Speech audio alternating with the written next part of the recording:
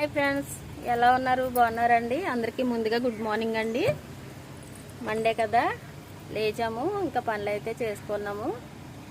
నేను ఇప్పుడు ఏం చేయబోతున్నానంటే పచ్చి జీడిపిక్కల కూర ఎప్పుడైనా తిన్నారా మీరు? రెడ్ సేమ్ ఏరియా వాళ్ళు అయితే మామూలుగా వాళ్ళకి డైలీ కంటిన్యూస్గా ఉంటాయండి. మాకైతే ఉండవు. మా అబ్బాయి తీసుకొచ్చాడు, చూపిస్తాను ఫ్రెండ్స్, మీరు చూడండి. అదైతే నేను పప్పు రెడీ చేస్తున్నాను, చూపిస్తాను ఫ్రెండ్స్ మీకు. పచ్చి జీడిపిక్కలు చూసారా? ఇదిగో ఇది కత్తిపీటతోటి ఇదిగో ఇలా కట్ చేసుకోవాలండి. ఇలా కట్ చేసుకున్న దాన్ని పప్పు అయితే ఇదిగో ఈ విధంగా అయితే తీసుకోవాలి. మరి చూసారా? ఇదిగో పచ్చి జీడిపప్పు కూరకి ఇందులో పన్నీర్ వేసుకుంటే కనుక చాలా బాగుంటుందండి. చాలా చాలా బాగుంటుంది పన్నీర్ వేసుకుని వండుకుంటే.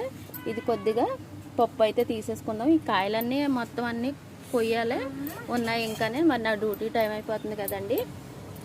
తీస్తారు ఎందుకంటే మా పాప. ముందుగా నేను చూపిస్తున్నాను ఎలా కొయ్యాలని. ఇదిగో ఈ విధంగా అయితే కోసుకోవాలండి కాయ.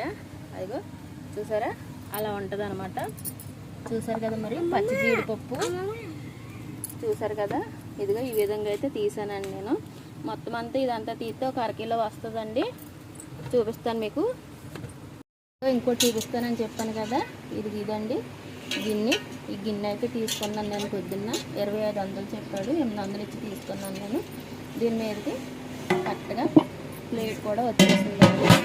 3 కిలోల రైస్ అయితే పడుతుందండి ఇందులో. ఓకే ఫ్రెండ్స్, మరి బాయ్ బాయ్.